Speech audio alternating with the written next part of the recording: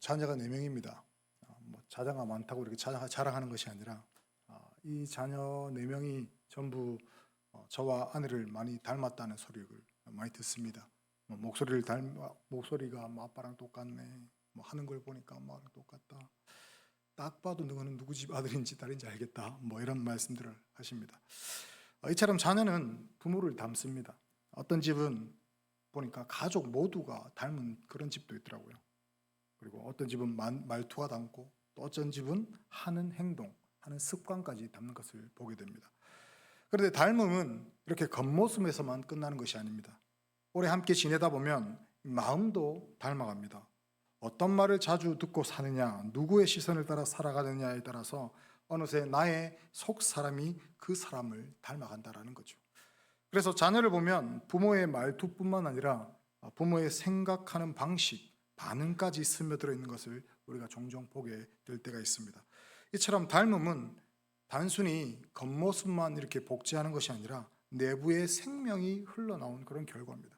누구의 자녀인가 하는 그런 문제는 결국 어떤 생명이 내 안에 흐르는가의 문제다라는 거죠. 신앙도 마찬가지입니다. 내가 정말 하나님의 자녀라면 하나님의 자녀답게 하나님의 성품이 내 삶에서 드러나는 것이 자연스럽습니다. 하나님의 마음이 내 마음이 되고 하나님의 말씀이 내 삶을 이끌어가는 것이 당연하다라는 거죠. 결국 누구의 자녀인가는 말로만 결정되는 것이 아니라 무엇을 사랑하는지, 누구의 말에 더 귀를 기울이는지, 어떤 열매가 자신의 삶에 맺히는지로 드러나게 된다는 거죠. 다시 말해서 내 안에 하나님의 생명이 흐르고 있다면 내 삶에는 반드시 하나님의 흔적이 나타나게 되어 있다는 겁니다.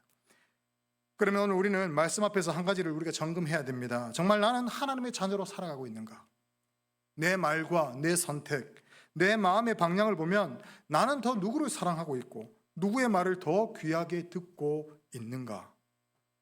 오늘 본문에서 예수님은 너희가 하나님께 속하였으면 내 말을 들을 것이다 라고 말씀하고 계십니다. 결국 하나님의 자녀는 예수님을 사랑하고 예수님의 말씀을 듣고 그 말씀대로 살려는 열매로 드러나게 된다는 거죠.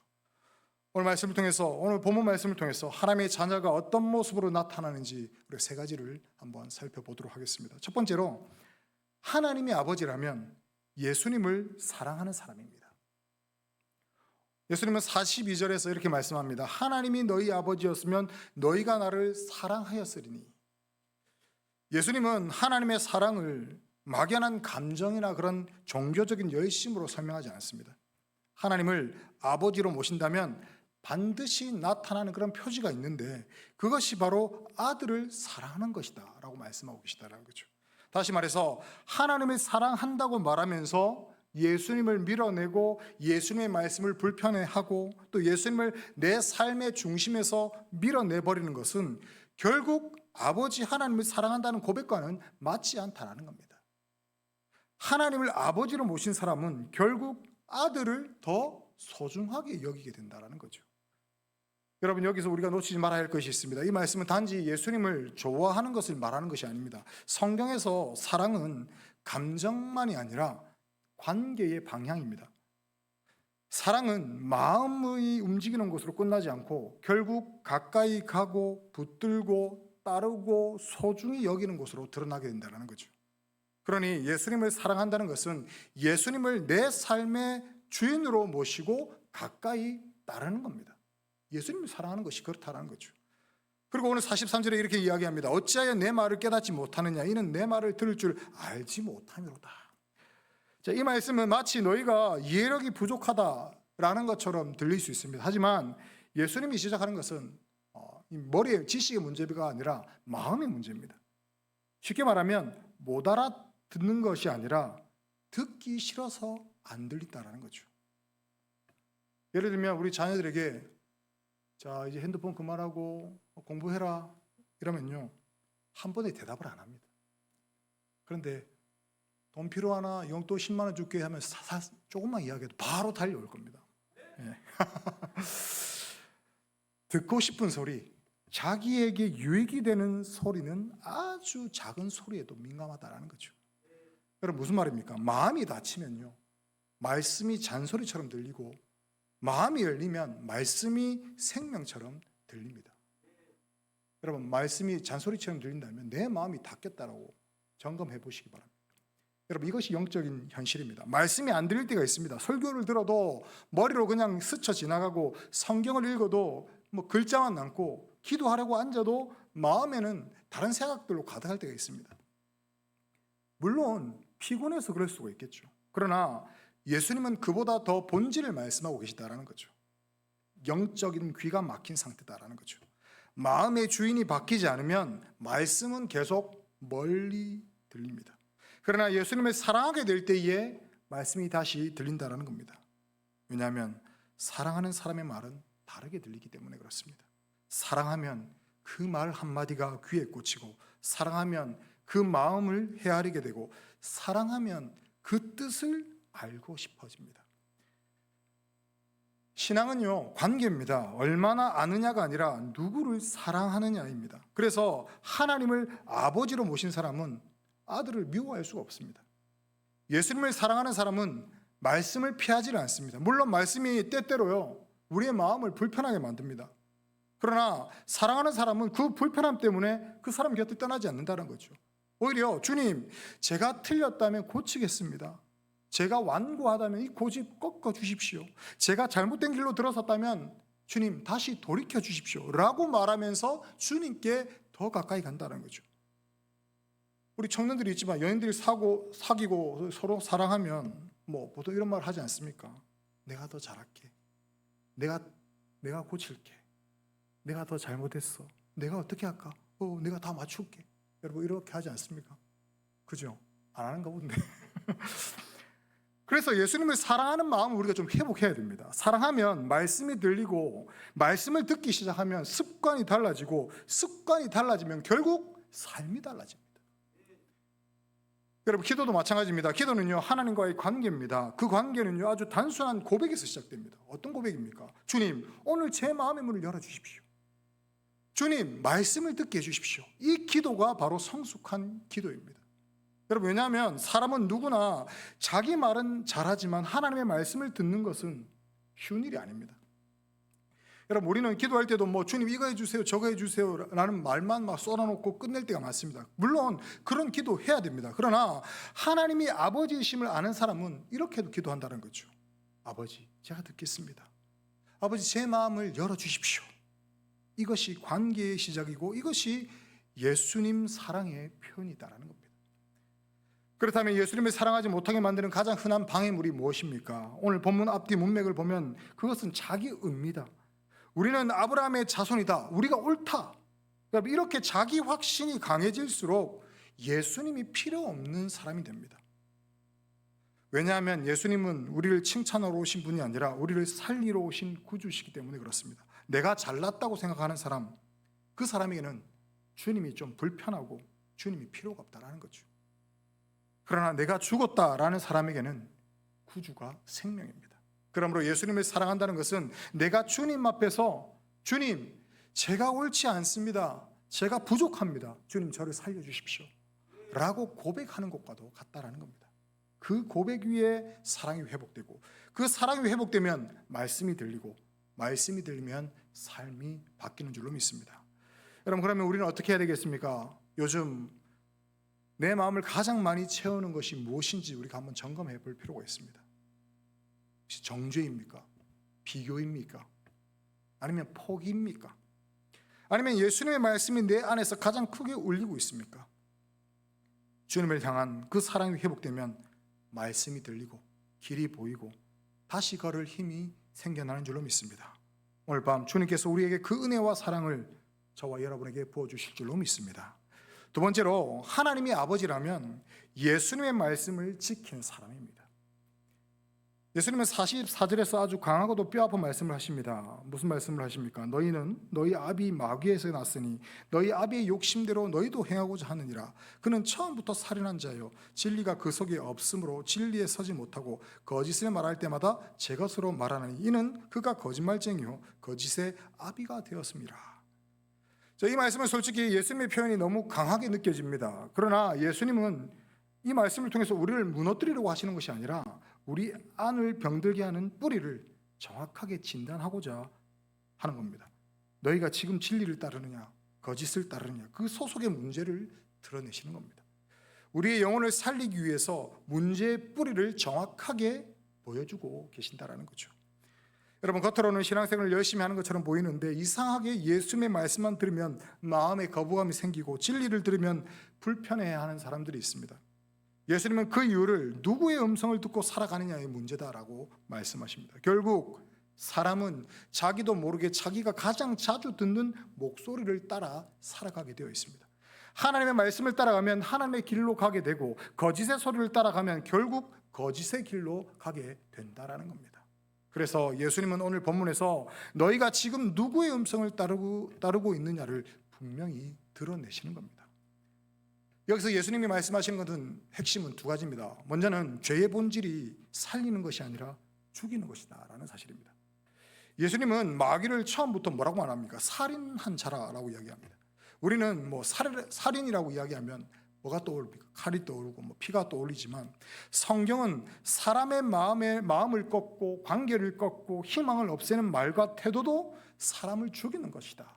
그것도 살인이다라고 말씀하고 계시다라는 거죠. 예를 들어서 미움은 관계를 죽입니다. 같은 집에 살아도 마음이 멀어지게 만들죠. 정죄는 마음을 또 죽입니다. 사람을 사람답게 살지 못하게 만듭니다. 시기와 질투는요, 공동체를 죽여버립니다. 서로를 축복하지 못하게 만들고 결국 서로를 무너뜨립니다.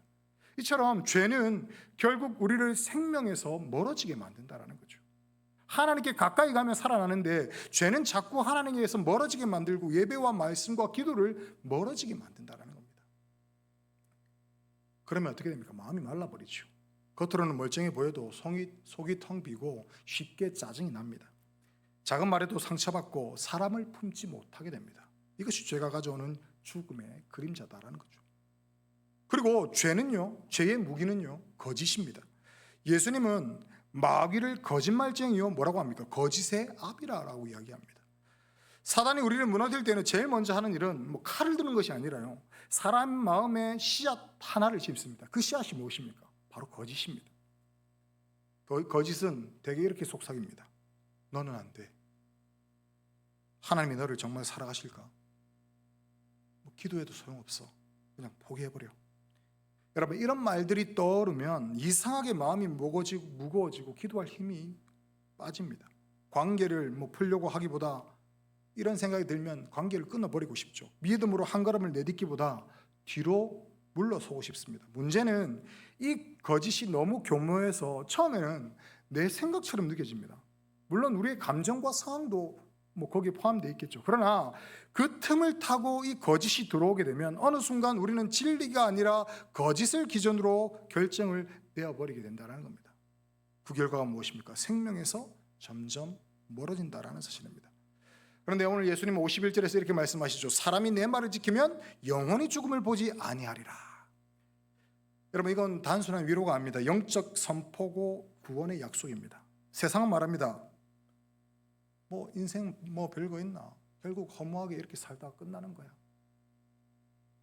그러나 예수님은 말씀하시죠. 내 말을 지키면 죽음이 끝이 아니라 영원한 생명이 너희에게 있다. 여러분, 여기서 지킨다는 말은 한 번도 넘어지지 않는다는 그런 완벽함을 말하는 것이 아닙니다. 지킨다는 것은 붙든다는 의미입니다. 그러니까 흔들릴 때도 붙드는 것, 넘어졌을 때도 다시 붙드는 것, 내 마음이 식을 때에도 다시 말씀 앞으로 돌아오는 것입니다. 다시 말해, 말씀을 지킨다는 것은 그 말씀이 나를 붙잡아 오늘의 선택을 바꾸는 겁니다. 미움이 올라올 때 용서하라는 말씀을 붙드는 겁니다. 불안이 올라올 때에 두려워하지 말라는 말씀을 붙드는 겁니다. 포기하고 싶을 때에 끝까지 인내하라는 말씀을 붙드는 겁니다. 유혹이 올 때에 거룩하라라는 그 말씀을 붙드는 것, 그것이 바로 말씀을 지키는 겁니다.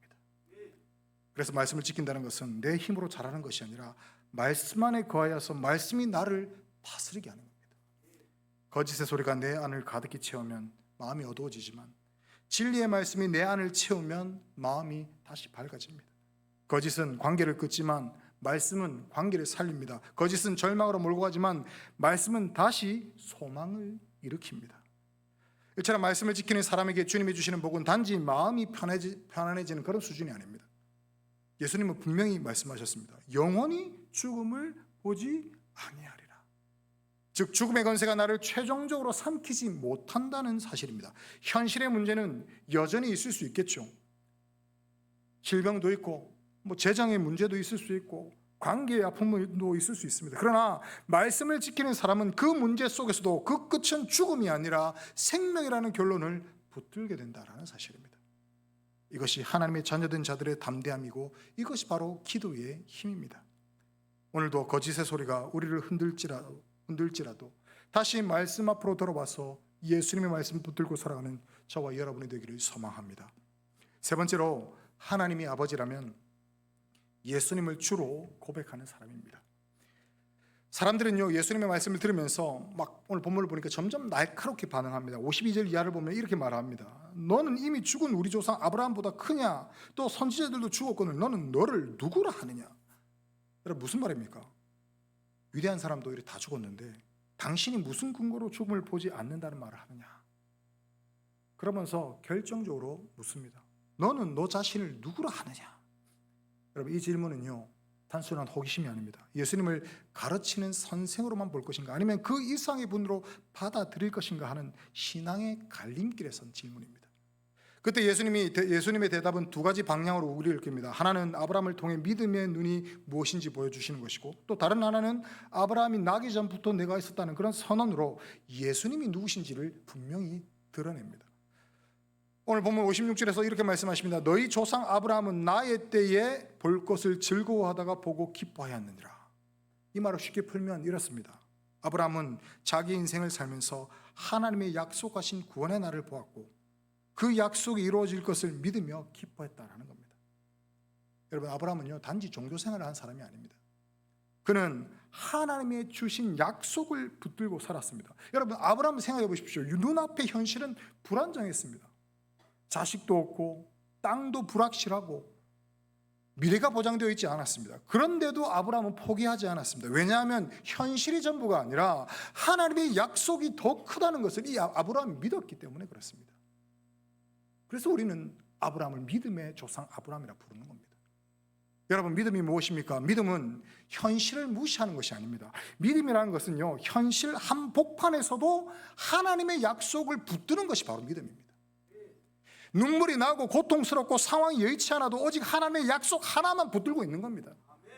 그래서 믿음의 사람은요, 현실만 보고 주저앉지 않습니다. 믿음의 사람은요, 지금 내 눈앞에 무엇이 보이느냐가 중요하지 않다는 거예요. 오직 하나님이 나에게 무엇을 약속하셨냐가 더 크고 더 중요하다는 겁니다. 그리고 그 약속이 이루어질 주님의 날을 바라보며 오늘을 견딜 힘을 얻는다라는 겁니다. 믿음의 사람이 바로 그렇다는 겁니다. 그래서 믿음으로 세상을 바라보는 자들은 어떠한 상황에 처했든지 어떻게 할 수 있습니까? 항상 기뻐할 수 있습니다. 환경이 좋아서가 아니라 주님이 이루실 일을 믿기 때문에, 주님의 약속을 믿기 때문에 이것이 가능한 일입니다. 여러분, 우리도 그렇습니다. 성도는요, 상황이 좋아서 기도하는 사람이 아닙니다. 여러분, 상황이 좋고 일이 잘 풀리고 소위 말해서 세상적으로 모든 것이 잘 되는 상황일 때에 기분이 좋지 않습니까? 그러면 그때는 누구든지 즐겁게 기도할 수 있고 찬양할 수 있습니다. 그러나 우리 그리스도인은 어떠한 상황에서라도 기도하는 자가 되어야 한다는 겁니다. 상황이 어렵고 답답할수록 하나님의 약속이 제 현실보다 큽니다 라는 그런 믿음으로 고백하면서 하나님 앞에 나와 무릎 꿇어야 된다는 거예요. 눈앞의 문제는 여전히 무겁고 풀리지 않고 있지만 우리가 주님 앞에 엎드리는 이유는 단 하나입니다. 주님의 약속이 끝까지 우리를 붙든다는 사실을 믿기 때문입니다. 그런데 오늘 본문에서 사람들은 예수님의 말씀을 듣고도 믿지 않습니다. 오히려 이렇게 따지죠. 57절 말씀에 이렇게 말합니다. 유대인들이 이르되 네가 아직 50세도 못 됐는데 아브라함을 보았느냐? 무슨 말입니까? 아니, 네가 보니까 새파랗게 젊은데 어떻게 이 아브라함을 보았다고 이야기할 수 있느냐? 이런 말입니다. 그때 예수님께서 결정적인 한마디를 하시죠. 아브라함이 나기 전부터 내가 있느니라. 여러분, 이 말이 무슨 말입니까? 내가 오래 살았다 이런 말입니까? 아니에요. 예수님은 자신이 영원 전부터 계신 하나님을 드러내시는 겁니다. 이것은 출애굽에서 모세에게 나타나 나는 스스로 있는 자니라 하셨던 그 하나님이 지금 우리 눈앞에 서 계시다라는 그런 말씀입니다. 우리가 믿는 예수님은 위대한 분 정도가 아니라 영원 전부터 영원까지 계시는 하나님 그 자체라는 사실입니다. 그 하나님이 내 인생을 붙들고 계시는데 여러분 무엇이 두렵습니까? 그런데 사람들은 어떻게 합니까? 그 말을 듣자마자 돌을 들고 예수님을 치려고 합니다. 그들은 예수님의 이 말이 하나님과 동등한 분으로 나타내 자신을 드러내는 그런 신성모독 행위라고 생각했기 때문에 그렇습니다. 여러분, 예수님은요, 우리가 그냥 좋은 말씀을 해주시는 그런 선생님으로 보실 그런 분이 아닙니다. 예수님은 우리가 선택적으로 참고할 만한 그 조언을 받을 만한 그런 좋은 자도 아닙니다. 예수님은요, 내가 예배해야 할 분입니다. 예수님은요, 내 인생을 맡겨야 할 주님이십니다. 이처럼 우리 삶에서 예수님이 누군지 분명해지면 문제가 사라지지 않아도 문제의 자리가 바뀝니다. 예수님이 내 삶의 중심에 계시면 불안은 더 이상 왕노릇을 하지 못합니다. 예수님이 하나님과 동등된 분이심을 믿으면 미래가 불확실해도 오늘 붙들 힘이 생긴다라는 거예요. 예수님이 영생의 주이심을 믿으면 죽음 같은 상황 속에서도 끝이 아니다라는 소망이 살아나는 줄로 믿습니다. 그래서 예수님을 주로 고백한다는 말은 그냥 예배 시간에 인사치레로 하는 그런 말이 아니다라는 겁니다. 내 삶에서 진정으로 예수님을 주인으로 모셔야 합니다. 모든 선택의 순간에 예수님이라면 어떻게 하셨을까? 우리는 물어봐야 됩니다. 내 감정과 내 욕심이 주인되지 않게 하고 사람들의 시선이 아니라 오직 예수님이 내 마음의 주인으로 서게 해야 한다는 겁니다. 예수님이 내 인생의 핸들을 잡으시면 미래가 불확실해도 미래가 보이지 않아도요 마음이 평안할 수 있습니다. 이것이 바로 하나님을 아버지로 모시는 사람의 모습이다라는 겁니다. 오늘 우리는 예수님을 단지 도움이 필요할 때 찾는 분이 아니라 언제나 나의 주님이라고 고백해야 하는 분임을 여러분 믿으시기 바랍니다. 그리고 그 고백 위해서 우리가 이렇게 기도해야 됩니다. 주님, 제 삶과 마음의 중심에 주님이 계시게 해주십시오. 내 마음의 중심에 주님이 떠나지 않게 해주십시오. 그럴 때 우리의 기도가 흔들리는 마음을 붙들고 절망을 소망으로 바꾸는 능력이 되는 줄로 믿습니다. 오늘 예수님을 더 분명히 바라보고 그 예수님을 내 삶의 구주로 날마다 고백하는 저와 여러분이 되기를 소망합니다. 말씀 맺겠습니다. 사랑하는 성도 여러분, 오늘 본문은 우리에게 묻습니다. 당신은 누구의 자녀로 살아가고 있습니까? 아이들을 보면 부모를 닮았다는 것이 보입니다. 얼굴만 닮는 게 아니라 말투가 닮고 습관이 닮고 어느새 마음까지 닮아갑니다. 함께 살면 닮아갑니다. 결국 누구와 가까이 지느냐, 어떤 말을 자주 듣느냐에 따라 우리 속사람도 조금씩 그 방향으로 만들어집니다. 그렇다면 우리가 하나님의 자녀로 살아간다는 말은 무엇입니까? 결국 우리가 아버지를 닮아가게 된다는 뜻입니다. 하나님의 자녀라면 하나님의 마음이 우리 안에 스며들고 자연히 예수님이 더 소중해집니다. 예수님의 말씀을 미워할 수가 없습니다. 사랑하는 분의 말은 나를 불편하게 하려고 주는 말씀이 아니라 나를 살리려고 주시는 말씀이기 때문에 그렇습니다. 그래서 주님의 말씀을 들을 때에 처음에는 좀 찔려도 결국 그 말씀이 다시 나를 세우는 줄로 믿습니다. 반대로 거짓의 소리를 붙들고 살면 어떻게 됩니까? 어느 순간 마음이 메말라지고 관계가 차갑게 되고 믿음이 힘을 잃습니다. 겉으로는 괜찮아 보여도요 속사람이 어두워집니다. 그래서 진리가 점점 부담스러워지고 결국 말씀을 피하고 싶어집니다. 오늘 말씀은 우리를 정죄하려고 주신 말씀이 아니라 우리가 어떤 소리를 듣고 살아왔는지 깨닫게 하시려고 다시 살리려고 주시는 그런 말씀입니다. 예수님은 분명히 약속하셨습니다. 내 말을 지키면 영원히 죽음을 보지 아니하리라.